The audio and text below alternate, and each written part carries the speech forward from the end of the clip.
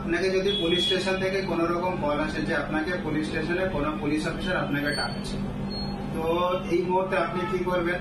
Police অফিসারের নাম জিজ্ঞেস করবেন এবং পুলিশ অফিসারের র্যাঙ্ক কি আছে, কোন পোস্টে উনি আছেন, তো জিজ্ঞেস করবেন। তারপরে জিজ্ঞেস করবেন যে আপনার এগেনস্টে কমপ্লেন যেটা হয়েছে সেই কমপ্লেনটা কি। এইবারে যদি পুলিশ এবং কোন সেকশনের আন্ডারে ওই কমপ্লেনটা করা হয়েছে এটা জিজ্ঞাসা করবেন। এবারে তারপরে যদি পুলিশ আপনার অ্যান্সার করতে রাজি না হয় তাহলে আপনি কি করবেন? এবং পুলিশ আপনাকে আবারও ফোন করতে পারে। এমন সিচুয়েশনে কি করবেন? বাড়ির কাউকে বা ফ্রেন্ড সার্কেলের মধ্যে কাউকে পুলিশ স্টেশনে পাঠিয়ে দেবেন।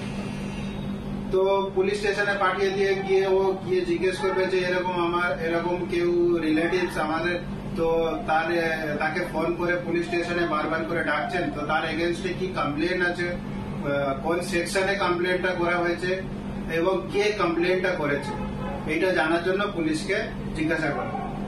তারপরেও যদি পুলিশ না বলতে চায় তাহলে তো অ্যাডভোকেটের সাথে আপনার কন্ট্যাক্ট করতে হবে। বাকি প্রসিজার অ্যাডভোকেট আপনাকে গাইড করে দেবেন। তারপরে যদি পুলিশ আপনাকে বলে দেয় যে এই সেকশনের আন্ডারে আপনার নামে কমপ্লেন ফাইল করেছে, ওই ব্যক্তিটা আপনার এগেনস্টে ফাইল করেছে, তো আপনি তখন কি করবেন? যদি ওটা নন বেলেবল অফেন্স হয় তখন আপনি কি করবেন?